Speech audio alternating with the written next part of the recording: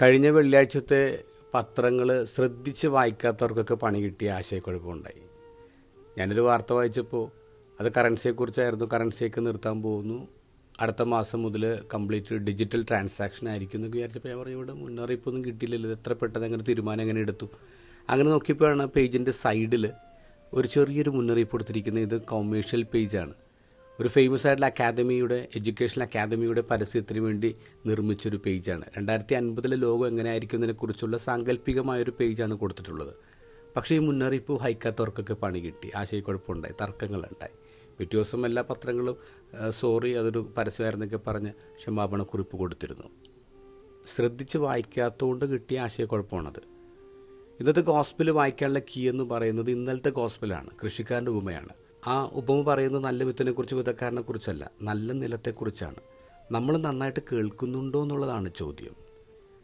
ഈശോ ശിഷ്യന്മാരോട് പറയുന്നത്, നിങ്ങൾ നന്നായിട്ട് കേൾക്കുന്നവരാണ്, നിങ്ങൾക്കാണ് ദൈവിക രഹസ്യങ്ങൾ നൽകപ്പെട്ടുള്ളത്. അതുകൊണ്ട് നിങ്ങൾ എന്ത് ചെയ്യണം?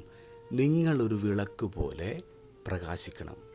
നിങ്ങളിൽ നിന്നാണ് ഇനി ആളുകൾ ദൈവിക രഹസ്യങ്ങൾ പഠിക്കേണ്ടത്. അതുപോലെ നിങ്ങൾ പ്രകാശിക്കണം.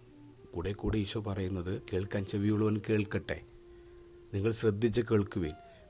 പേ attention to what you hear എന്ന് ഈശോ പറയാം. സോഷ്യൽ മീഡിയ ശക്തമായ ലോകത്ത് നമ്മൾ നന്നായിട്ട് ശ്രദ്ധിക്കണം. കാരണം നമുക്കിഷ്ടമുള്ളതാണ് അവൻ ബോധപൂർവ്വം സെറ്റ് ചെയ്ത് ഇങ്ങനെ ഫീഡ് ചെയ്തുകൊണ്ടിരിക്കുക. അങ്ങനെ അതുമാത്രം കാണാൻ നമ്മൾ വിചാരിക്കും നമ്മളുടെ ചിന്ത മാത്രമാണ് ശരി, മറ്റുള്ളവർ നമ്മൾ കാണാതെ പോകുന്നു എന്നുള്ളതാണ്. അതുകൊണ്ട് നമ്മൾ ബോധപൂർവ്വം ഒരു ബ്രേക്ക് നടത്തണം. മറ്റുള്ളവരെന്ത് പറയുന്നു, ഈ വിഷയത്തെക്കുറിച്ച് മറ്റു ചിന്തകൾ എന്തൊക്കെയാണ് എന്ന് നമ്മൾ അന്വേഷിച്ച് പോകണം. അല്ലെങ്കിൽ നമ്മളുടെ ലോകം അങ്ങോട്ട് ചെറുതായി പോകും.